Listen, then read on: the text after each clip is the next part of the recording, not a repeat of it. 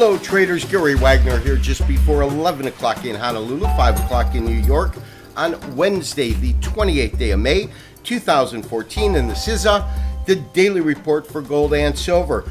We have a continuation, although very, very moderate continuation of the downside pressure we saw as we broke through the compression triangle yesterday and saw a $20+ move to the downside.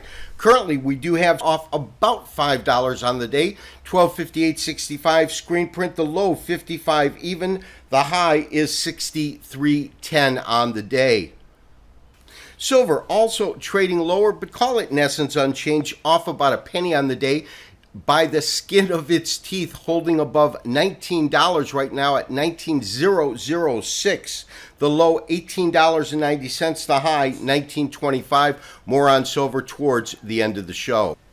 We are looking at a 360-minute chart. We've been using this chart for the last couple of weeks as we really took a look at the fact that what we were witnessing was a series of higher lows as well as a series of lower highs, basically forming a compression triangle. The basic strategy or theory behind this kind of a pattern is as it reaches the apex, because of the compression, in other words, the tightening of this range in here, as it narrows, it builds energy within the market. And once it hits that apex and breaks either above or below a compression triangle, you get a release of energy, and that release of energy should give you a fairly sizable move. We certainly saw that yesterday as this market came down and came down with a vengeance in reaction to a couple of things in terms of fundamental news. First of all, the fact that the economy in the U.S. is better than anticipated, is picking up, is ramping up. And secondly, there was a de-escalation, or the belief that there is a de-escalation in Ukraine. So those two combined, coming back after a 3-day weekend, and we absolutely saw this market break and break pretty solidly and decisively. That's why we pretty much tightened our stop to a very, very small loss if in fact it broke, and it broke hard to the downside. The question now is, where will this particular sell-off end? And as we look at it, we can see that we've got 1262. It's a pretty important number because it is a 61% retracement. It's a retracement of this large rally from the beginning of the year, in which we saw gold go from about 1180 up to about 1391, just shy of 1400.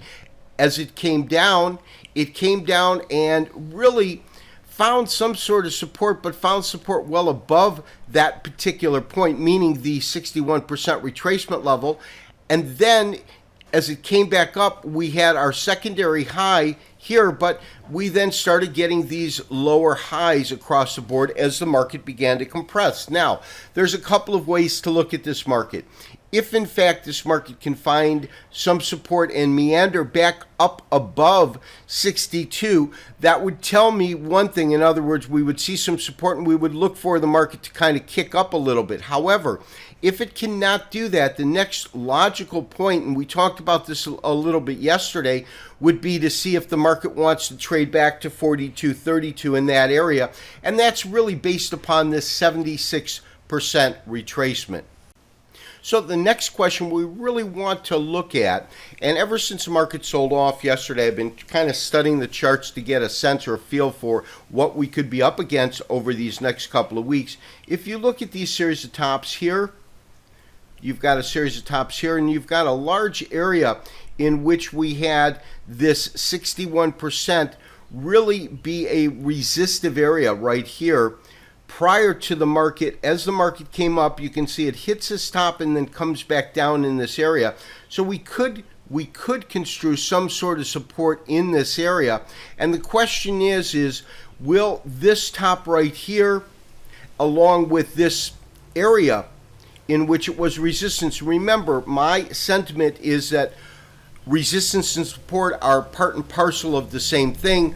It's simply a matter of whether you're on the second floor looking down or on the first floor looking up, whether or not that is supportive or an area of resistance, but it's always that same area.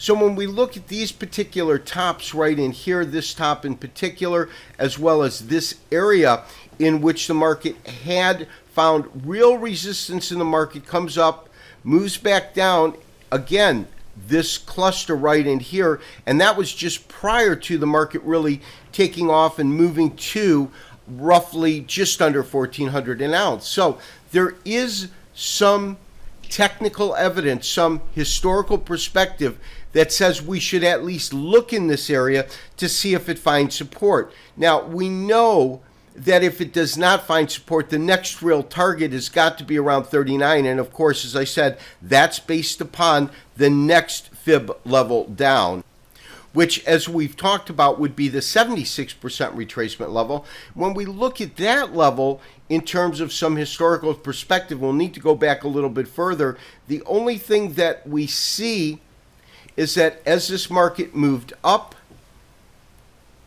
it found resistance just below the 50% level. It comes back down, and it's only right here that we see it kind of matching this bottom point, or the point of 1230. So traders, all I've really done is I've taken our 1-day chart, I've converted it into a 3-day chart so we could move back in time and look at how the market reacted at other points when it was in this price point. Now, to do that, we've really got to compress the chart, because the market literally has not been really in that area. So what I've done is I've converted it into a 3-day chart, and I've highlighted two particular points. The first point that I've highlighted is this bottom here, and all I've simply done is created a horizontal line that goes across that.